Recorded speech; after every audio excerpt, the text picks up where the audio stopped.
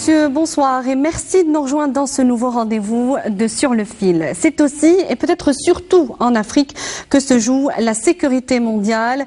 L'Afrique où prolifère à la fois la menace terroriste, le trafic en tout genre et la contrebande d'armes de guerre. La communauté internationale semble avoir enfin saisi la complexité du défi sécuritaire en Afrique, car souvent il se conjugue avec des questions liées au développement mais aussi à la bonne gouvernance. Pleinement engagé dans la lutte antiterroriste et à la résolution pacifique des conflits, Alger devient donc un partenaire stratégique clé, autant pour ses voisins régionaux que pour ses alliés internationaux. Quels sont donc les défis africains qui s'imposent désormais à notre pays? Pour en parler ce soir, nous recevons pour un entretien le ministre délégué chargé des affaires maghrébines et africaines, Abdelkader Messahel. Bonsoir et merci d'avoir accepté notre invitation. Bonsoir.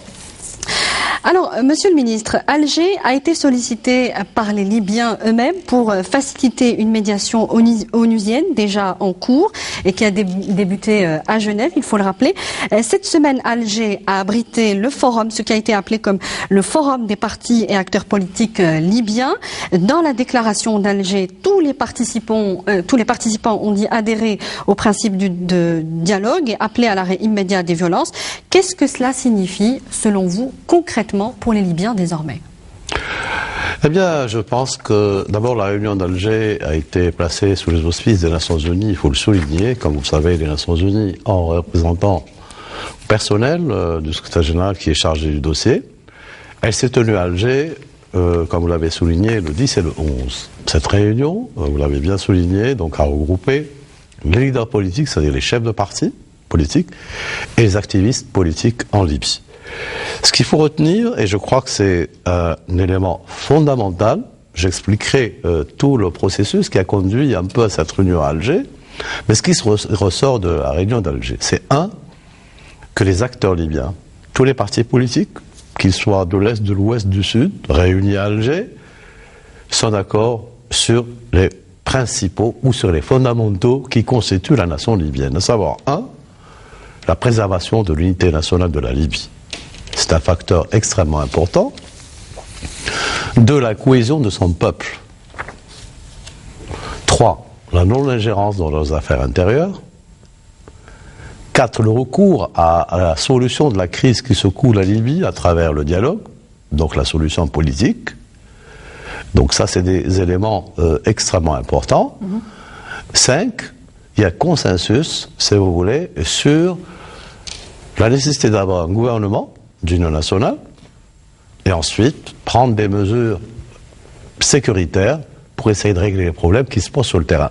Donc la déclaration d'Alger, qui, comme vous l'avez si bien vu et puis bien rapporté par la presse, a 11 mesures, parmi lesquelles, je disais, c'est fondamentaux. Donc il était important que les leaders libyens en discutent, donc ça a été une négociation de 2 jours, et ensuite, que le message soit un message adressé au peuple libyen, qu'il n'y a pas d'alternative à la solution politique, au dialogue, et ensuite adressé à la communauté internationale. C'est très important ce message à la communauté internationale pour dire que nous, les Libyens, je disais toutes tendances confondues, ce qui est intéressant, c'est la première fois, parce qu'il y a d'autres réunions un peu partout dans plusieurs capitales, mais à Alger, tout le monde était là, autour de la même table. Donc c'est la première fois, et ça c'est pas moi qui le dis, c'est le représentant spécial qui l'avait dit lors de sa conférence de presse, que ces gens-là se retrouvent pour adresser 2 messages très très forts, l'un en direction du peuple libyen, qu'il n'y a pas d'alternative au problème de la Libye en dehors du dialogue et de la solution politique, l'autre également adressé à la communauté internationale qui doit développer, ou qui doit, si vous voulez, accompagner les Libyens dans cette volonté et ce désir d'aller vers la solution politique. Alors, vous parlez d'un message très fort, adressé donc par les partis, les leaders des partis politiques, et comme vous les avez nommés, les activistes libyens.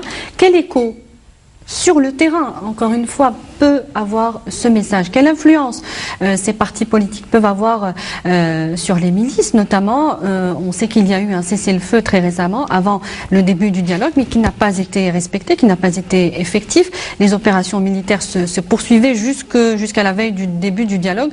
Donc, quelle pourrait être la répercussion de ce message sur le terrain? Moi, je pense que c'est un message de rassurance. Ça rassure les Libyens. Vous savez, je l'ai dit tout à l'heure, en aparté, on a reçu plus de 200 personnalités libyennes à Alger ces derniers temps. Bon, dans un cadre de grande discrétion. Et ce qui se dégage de nos discussions avec nos frères libyens, c'était beaucoup plus des rencontres d'écoute. On était à leur écoute pour voir ce que peut faire l'Algérie, pour les accompagner dans leur volonté de sortie de crise. Il y a un consensus national pour aller vers une solution politique. Ça, c'est un constat. Ça, vous l'entendez, je ne sais pas si vous suivez vous-même. Il y a des chaînes satellitaires, libyennes, des journaux. Donc tout le monde parle de solution politique. Il y a un consensus national. Et c'est ça le plus important. Ensuite, il y a cette volonté des acteurs, de ceux qui sont sur le terrain, qu'ils soient leaders de partis politiques ou activistes politiques qui sont eux aussi en faveur de cette solution. Donc aujourd'hui, il y a un agenda libyen pour les Libyens. Donc cette volonté, il faut l'accompagner. Ce que fait l'Algérie en tant que pays voisin, mais également ce que doit faire la communauté internationale pour accompagner ces gens-là. C'est vrai, il y a une situation sur le terrain, il y a des milices, il y a de l'activisme, il y a des groupes terroristes qui sont présents. D'ailleurs, cette responsabilité, je dirais, ce sens politique que nous avons constaté chez les leaders politiques, je disais, toutes tendances confondues, ils ne sont pas tous du même bord, même parfois de bords idéologiques différents et opposés. Par exemple, sur des questions fondamentales, la lutte contre le terrorisme, c'est un consensus entre tous les leaders politiques et les acteurs. Lutter contre le terrorisme, ça veut dire lutter contre Daesh, lutter contre Al-Qaïda, lutter contre Ansar Sharia, donc tous ceux qui sont listés ou blacklistés par les Nations Unies. Et il y a cette volonté de se démarquer donc de tous ces groupes terroristes, bien plus cette volonté de les combattre. Au-delà justement du péril terroriste, Abdelkader Ben Sahel, qui menace l'unité libyenne, comme on disait, le fait que ce processus onusien de paix soit décliné sur plusieurs niveaux de concertation révèle aussi la complexité de la chose, il faut le dire, peut-être même la méfiance très importante qu'il peut y avoir entre les différentes parties. Dans un pays où les pouvoirs locaux, voire tribaux, priment souvent sur les intérêts nationaux, est-ce que finalement le plus grand péril sur la Libye n'est pas la plus grande difficulté, j'allais dire, n'est pas de construire avant tout un État-nation qui n'existe pas? En fait, vous savez, il faut revenir un peu aux événements de 2011, quand il y a eu l'intervention des Nations Unies ou des forces de l'OTAN. C'est une intervention, l'Algérie l'avait critiqué dès le départ. On savait qu'on allait vers une dérive, vers une double dérive. On savait que cette intervention allait beaucoup plus créer le chaos en Libye. Et Alger n'a pas été écouté à ce moment-là. Attendez, j'arrive. Donc le chaos en Libye, il y a des conséquences sur les pays voisins. Aujourd'hui, le constat est là.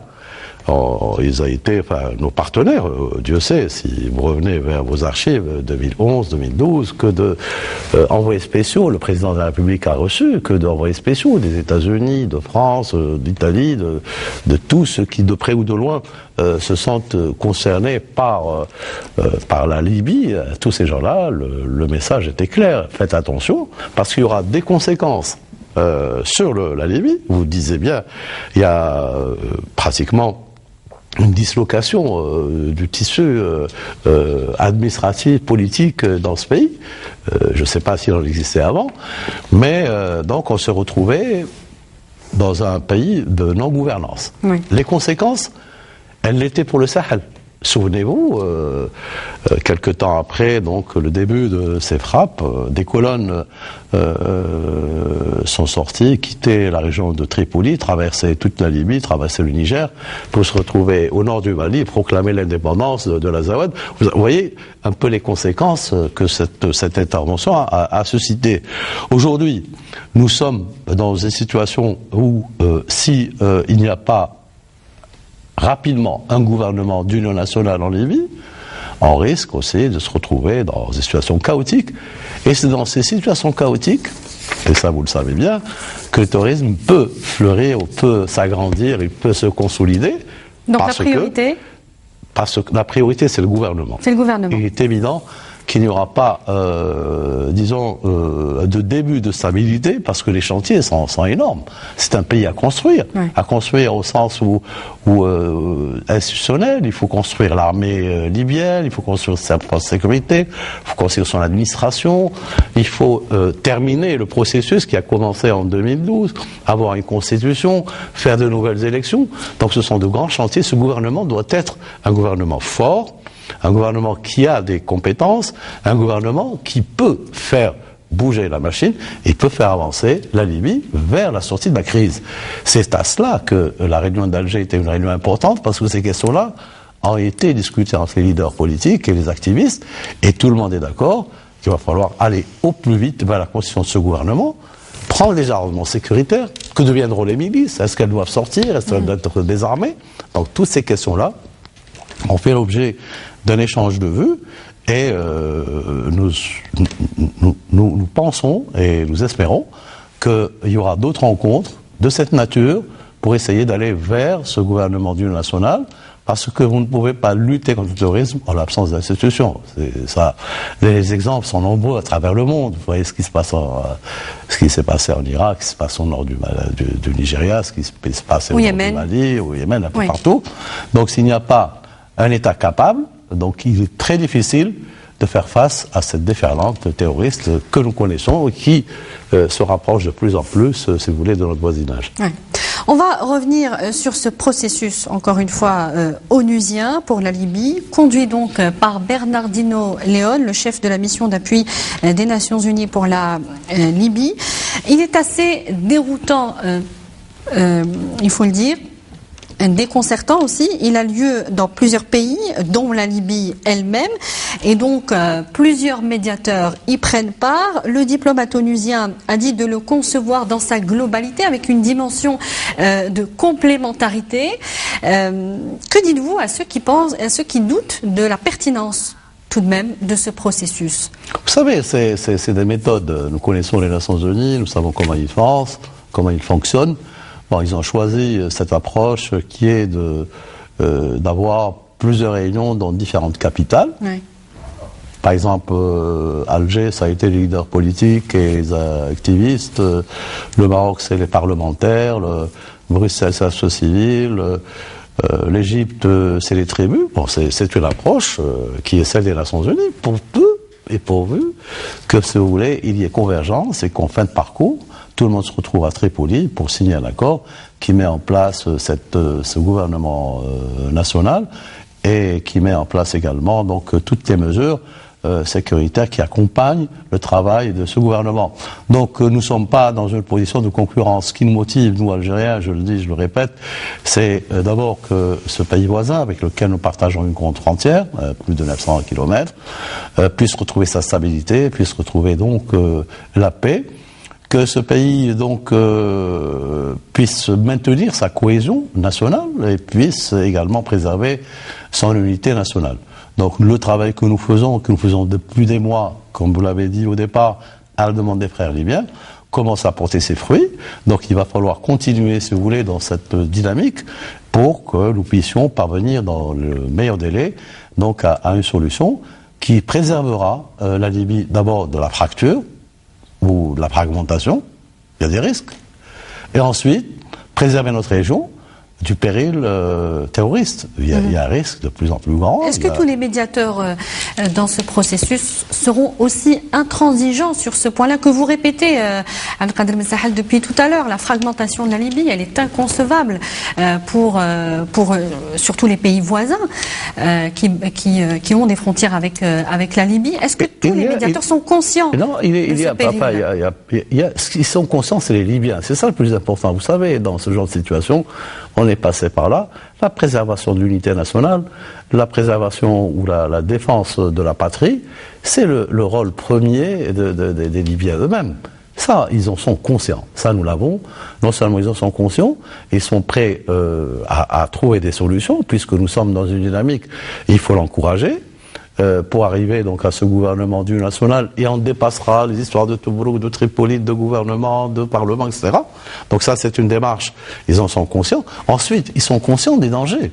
Ils sont conscients du danger terroriste, ça c'est clair, ils le disent. Et d'ailleurs, pour la première fois dans une déclaration entre Libyens signée par eux, où ils mettent l'accent sur la menace terroriste, je crois que c'est le paragraphe 7 de la déclaration d'Alger, et en même temps, ils ont, si vous voulez, ils ont ciblé ou identifié, je dis bien identifié, la menace, elle vient de Daesh, elle vient de Ansar Sharia, elle vient d'Al-Qaïda. Donc c'est un peuple qui a son histoire, séculaire, et il a des compétences, il a des Libyens qui aiment leur pays, qui veulent le défendre, et je pense qu'il faut leur faire confiance, il faut les accompagner. Il faut surtout ne pas s'ingérer dans leurs affaires. Ça, c'est très important. Donc, l'indépendance, la décision est quelque chose de fondamental dans tout processus. D'Algérie, nous n'avons pas d'intérêt particulier, nous n'avons pas de travailleurs en Libye, nous n'avons pas d'entreprise en Libye. Ce que nous faisons, c'est d'accompagner ses frères, nous partageons avec eux une frontière, nous partageons avec eux une histoire. C'est un peuple qui nous a soutenus, pour ceux qui s'en souviennent, pour nos aînés. La Libye des années 60, du roi Idriss, le premier baril de pétrole a été découvert en 1962. Malgré cela, donc, il a été à nos côtés. L'Algérie ne peut pas rester indifférente par rapport à ce qui se passe dans ce pays voisin. Donc elle essaie de les accompagner sans s'ingérer dans leurs affaires. Mais je crois qu'ils ont tiré les leçons du passé. Ils veulent éviter certaines expériences douloureuses que certains pays ont connues. L'Irak, il est ce qu'il est aujourd'hui. La Syrie, elle est ce qu'elle est aujourd'hui. Aujourd'hui, les Libyens que nous rencontrons, pour la plupart, donc veulent éviter ce genre de situation. Et c'est pourquoi ils veulent s'engager résolument vers la solution politique. À condition, bien sûr, c'est qu'il n'y ait pas d'ingérence dans leurs décisions, dans leur indépendance de décision. Ça, ils en tiennent, et ça, je crois qu'il va falloir mettre l'accent sur ça. Alors, où on en est clairement? On est dans la prise de conscience, là, par rapport à ce début de processus? Je crois que les Libyens sont très conscients. Ils en sont conscients. Maintenant, nous sommes dans un processus de discussion, de dialogue. Vous savez, c'est des processus très difficiles. Il ne faut pas se faire d'illusions. C'est pas le coup de la baguette magique. On vous dit, nous sommes aujourd'hui, je ne sais pas, le 14 mars. On vous dit, il faut que le 28 mars, vous signez un accord, ou le 31 mars. C'est un processus qu'il va falloir bien maîtriser. Qui risque d'être long? Il faut pas... Non, long. Nous ne souhaitons pas qu'il soit long. Parce que, je vous dis encore, je le répète, plus le processus est long, plus ça profite au terrorisme. Ça, c'est clair. Donc, il faut que les gens prennent conscience de l'enjeu temps, c'est vrai, l'enjeu temps, il est là, mais également, il faut aller vers de bonnes solutions. Il ne faut pas aller vers de mauvaises solutions. La bonne solution ramène la stabilité, la mauvaise solution ramène le désordre. Donc, je crois qu'ils en sont conscients. Nous, je les répète, il y a une concertation qui se fait avec les pays du voisinage, parce que les problèmes se posent aussi bien pour l'Algérie que pour la Tunisie, que pour l'Égypte en termes de sécurité nationale. Il y a une menace. Je vais vous dire pourquoi il faut un gouvernement plus vite, il faut un partenaire avec lequel tout le monde peut discuter et tout le monde peut négocier. Et je crois que la communauté internationale l'a bien comprise. Nous l'avons dit très tôt, qu'il va falloir une solution politique, et nous avons dit également qu'il faut un gouvernement d'union nationale. Il faut un consensus pour faire face à tous les défis. Si vous n'avez pas un gouvernement d'union nationale, vous ne pouvez pas faire face à tous les défis. Donc ça, ce sont deux éléments clés dans la démarche.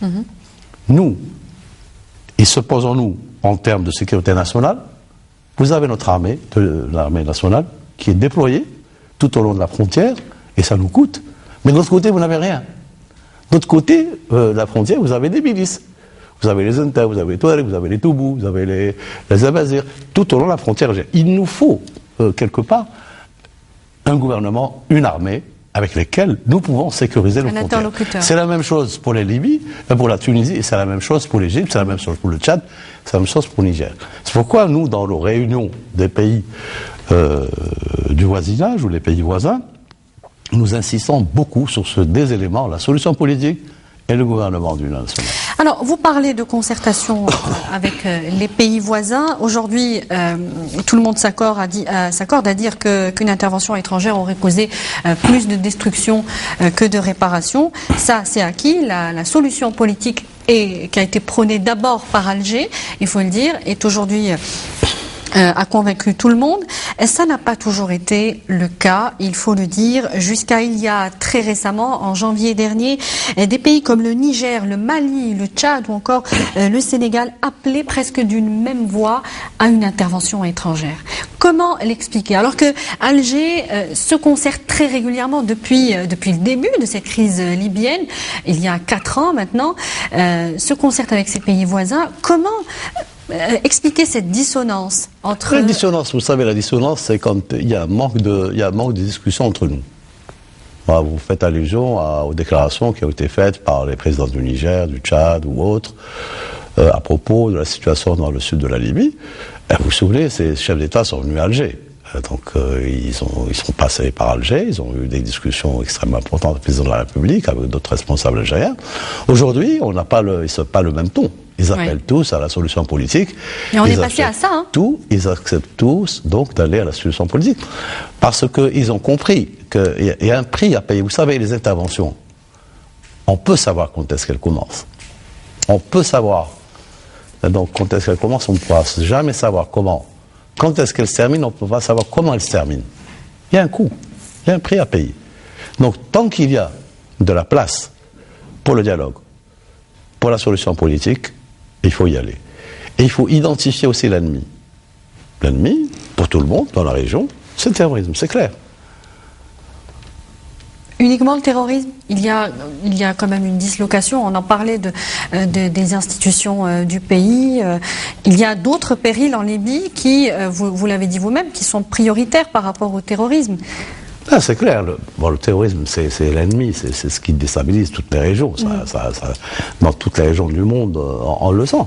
La construction de l'État libyen, c'est un processus qui va être peut-être long. Vous savez, avoir un Parlement, après avoir, d'abord il faut négocier et arriver donc à une constitution, ça va prendre du temps.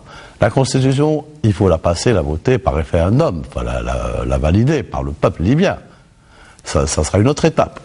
Des élections qui vont venir, ça va être une autre étape. Construire une armée libyenne, la construire un service de sécurité, ça, c'est le programme d'un gouvernement. Mais ce gouvernement, il faut qu'il se dote de ses moyens pour faire face, effectivement, à la menace, la grande menace sur nos pays, c'est le terrorisme. Et surtout à nos frontières. Frontières sud, est. Alors aujourd'hui, pour terminer avec cette question, tous les pays voisins s'accordent sur la même chose, c'est que le péril, le premier péril, la première grande menace dans la région, c'est le terrorisme, et qu'il n'est plus question d'intervention étrangère, quels que soient les incidents, j'allais dire, comme cela s'est passé avec l'Égypte, qui s'est aventurée seule sur le sol libyen, qui a opéré des frappes sur le sol libyen. Est-ce qu'il n'est plus du tout question de ça? On est dans un processus de dialogue et on y reste.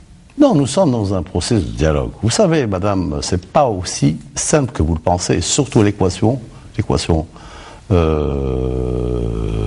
libyenne n'est pas aussi simple. Je vous l'ai dit, nous, en tant qu'Algérie, nous avons toujours prôné la solution politique à la non-intervention étrangère.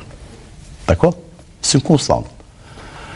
En tant que pays voisin, on s'est réunis plus d'une fois. Nous allons nous réunir bientôt au Tchad. Dans toutes nos communiqués qui ont sanctionné ces réunions, ce sont ces deux fondamentaux qui ont toujours prévalu. Alors, le terrorisme, avec ses ramifications, prolifère dans une bonne partie, voire une partie stratégique du continent africain. La tenaille Daesh, Boko Haram, Al-Qaïda menace à la fois la Libye, le Niger, le nord du Nigeria, le Cameroun et le Tchad aussi. Est-ce que l'Afrique est face à un scénario d'une installation prochaine d'un califat, à l'image de ce qui s'est passé, d'un califat islamiste, à l'image de ce qui se passe en Irak et en Syrie? Bon, l'Afrique fait face, c'est vrai, à la menace terroriste, et c'est pas d'aujourd'hui. Hein, Moi, je me souviens, il y a plus de 10 ans, de 15 ans, on a déjà, Alger été initiateur de pas mal d'idées, d'initiatives. Le plan d'action de l'Union africaine sur les lutte terroriste date depuis les années 90-99, pour être plus exact. Nous avons donc nous-mêmes été initiateurs d'une convention africaine de lutte contre le terrorisme. C'est pas d'aujourd'hui.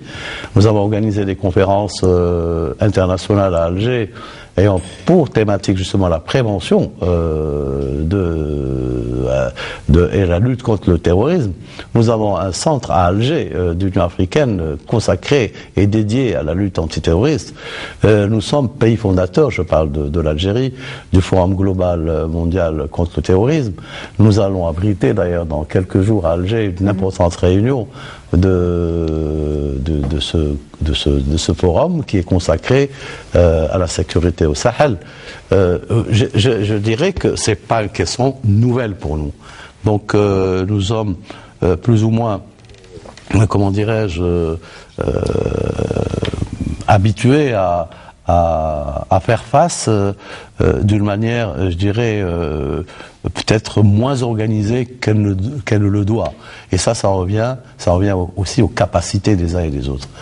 C'est ce qu'on appelle aujourd'hui dans les théories l'État capable et l'État incapable. L'Algérie a pu vaincre le terrorisme. L'Algérie est un pays exemplaire dans les méthodes et dans elle est quelque part une expérience. Les ministres de l'Intérieur arabes sont réunis à Alger ces derniers jours et vous avez un peu suivi les conclusions de ces conférences. Donc tout le monde est intéressé par l'expérience algérienne en matière de lutte antiterroriste.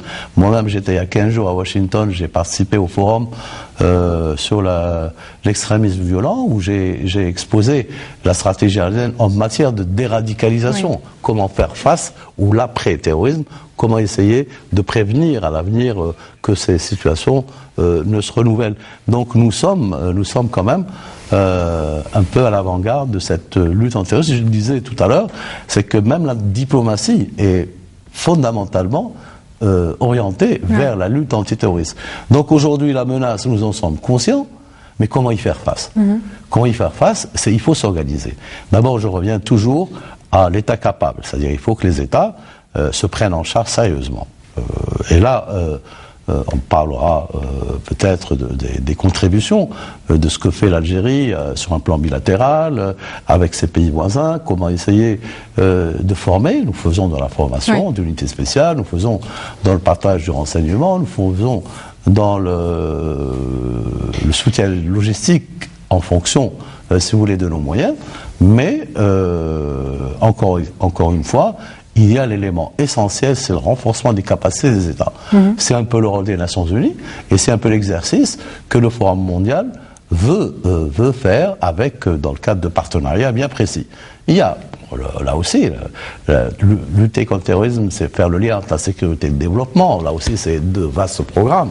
Comment essayer de capter l'attention des jeunes, comment essayer... Bon, c'est tout un programme. Et c'est une lutte qui n'est pas... comment dirais-je, le fait d'un événement d'un jour, mais c'est sur du long terme.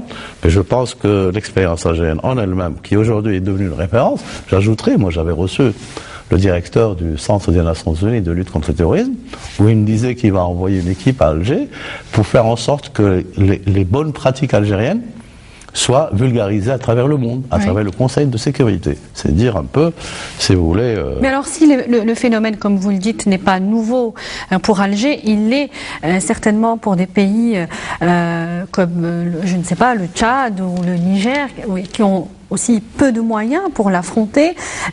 Pour revenir à ma question, quelle est donc l'ampleur de la menace pour ces pays-là? Alger ne peut pas y faire face toute seule. Comment les choses vont se passer malgré ce dont vous avez parlé, les différentes coopérations bilatérales, sécuritaires avec ces pays-là? Comment y faire face aujourd'hui? Vous savez, la lutte, et l'Algérie a donné l'exemple, il y a le compter sur soi, c'est très important. Le compter sur soi, vous savez, c'est très important. Compter sur soi, et là nous avons vécu des moments extrêmement difficiles. Il faut qu'il y ait des combinaisons entre la prise de conscience des populations, de la menace terroriste, Oui. donc l'engagement du citoyen à la lutte antiterroriste, il faut que l'État soit présent, il faut que le citoyen sente que l'État est à côté de lui, que l'État le protège. Donc ça, c'est aussi fondamental. Il faut qu'il y ait une coopération internationale. Coopération internationale, elle peut se décliner en plusieurs choses. Elle peut être le partage de renseignements, qui est Daesh, qui n'est pas Daesh, qui est derrière Daesh, etc. Elle peut se partager en termes de soutien, donc, et en termes de formation.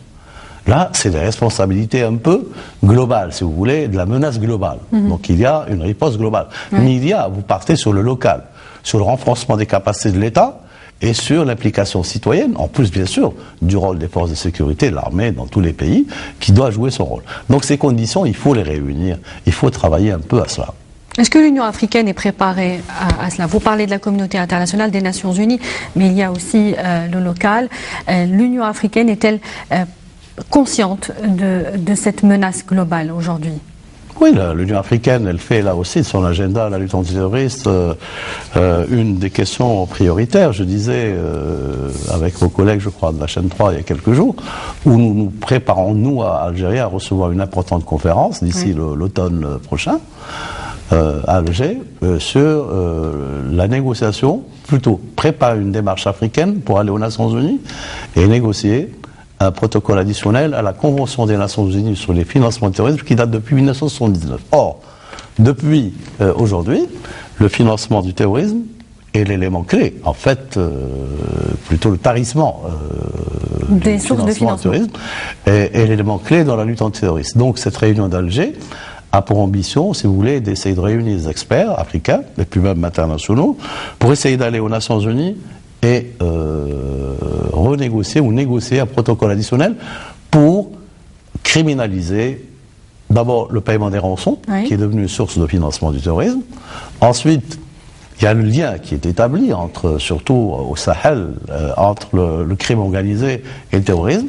Vous savez, au Sahel, les groupes terroristes, le matin il est djihadiste ou je sais quoi, le soir il est narcotrafiquant, à midi il est revendique il est multiple. On ne sait plus qui est qui, mais en fait il y a l'argent qui les fédère et il y a l'activité donc liée au grand trafic qui les fédère.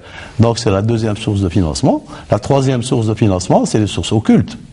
C'est des sources occultes qui peuvent venir de sociétés caritatives, installées quelque part au nord ou au sud, dans l'hémisphère nord ou l'hémisphère sud. Donc là aussi, il faut que les Nations Unies, si vous voulez, décident d'une convention renforcée par ce protocole et qui criminalise donc le financement du terrorisme. Qu'est-ce que cela voudra dire concrètement? Est-ce que ça voudra dire, parce que on a beaucoup parlé du financement du terrorisme, le paiement des rançons, on en a beaucoup parlé ici même à Alger. Alger a toujours prôné le refus du paiement des rançons, mais on sait que les pays occidentaux notamment ne jouent pas toujours le jeu. Qu'est-ce que cela veut dire? Que ce protocole additionnel va... C'est criminaliser le paiement des rançons. C'est très simple. On va criminaliser celui qui paye, d'accord? Celui qui donne, celui qui reçoit. La convention va être très claire en ce sens.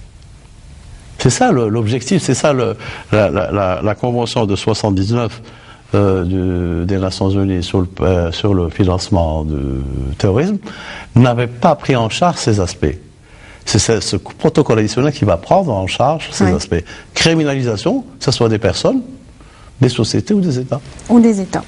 Ça sera la responsabilité du Conseil de sécurité. Vous parliez des sources de financement du terrorisme. Elles sont multiples, vous venez de le dire. En Libye, par exemple, les groupes terroristes comme Daesh comptent sur la contrebande de pétrole. Comment lutter contre ça aujourd'hui, à Abdelkader Ben Sahel?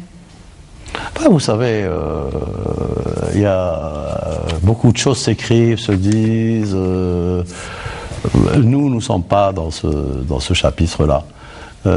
Il y a priorité, parce que ce que vous êtes en train de dire, c'est l'absence d'un État, d'accord ? L'absence d'institutions, l'absence de contrôle, justement, permet ce genre de dérive, ce genre de dépassement. Donc, il faut aller vite vers la solution pour éviter justement ce genre de situation. Très bien. On va revenir un mot peut-être sur le processus d'Alger pour le Mali. On attend donc la signature finale du document pour une paix définitive au Mali. Quelle est la suite des événements à présent? Bien, comme vous le savez, donc, il y a eu un document qui a été finalisé, donc un accord qui a été finalisé, qui a été signé par une partie des antagonistes. Nous souhaitons que la coordination, qui l'a pas signé, qui l'a pas paraphé, qui a demandé un délai pour aller consulter sa base, le fasse le plus rapidement possible. Pourquoi? C'est très important, c'est un accord qui est fondamental et très important, c'est un accord qui préserve l'unité du Mali, qui préserve son unité et qui préserve là aussi sa cohésion. Donc aujourd'hui, ce qu'il faut savoir, c'est que plus des situations se fragilisent, plus il y a des risques de fragmentation, d'éclatement. Donc il est important que ce cadre, cet accord, qui est un accord qui recadre un peu, si vous voulez, la problématique malienne, se fonde sur des fondamentaux non négociables. L'unité nationale non négociable, l'intégrité territoriale non négociable, le pouvoir peut être négocié, puisque l'accord prévoit que les régions, toutes les régions du Mali soient bien représentées dans les institutions de la nation. Donc il est très important de préserver cette nation. Nous attendons, donc promesse a été faite par ceux qui ont pendant des mois, si vous voulez, être au centre de la négociation, puissent recueillir l'avis, comme ils le disent, de leur base et revenir à signer l'accord. Mais il y a d'ores et déjà des acquis pour le Mali. Vous parlez de l'unité nationale, de l'unité du territoire. Aujourd'hui, ce sont des acquis irrévocables pour le Mali. Ah, ça c'est clair. Toute la négociation a porté sur cela. Et puis nous-mêmes, on a été sollicités un peu.